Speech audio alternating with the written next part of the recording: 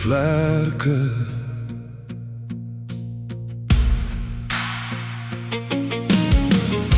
Wanneer die wêreld donker lyk en die pad te steil voel om te klim, onthou die arend is nie bang vir storms nie. Hy gebruik die wind om hoër te vlieg.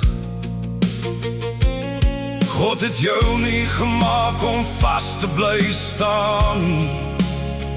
Hy het jou geroep om boor die wolke uit te styg.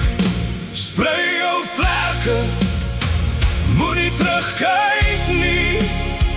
Vlieg soos 'n arend waarvoor God jou geskep het.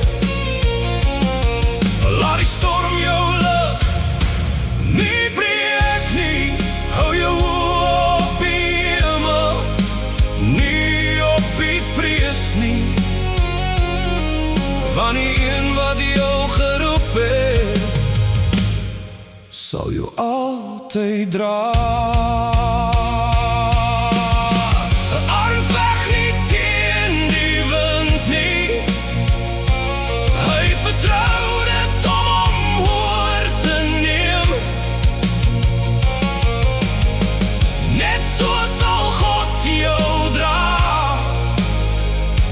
As jy jou geloof groter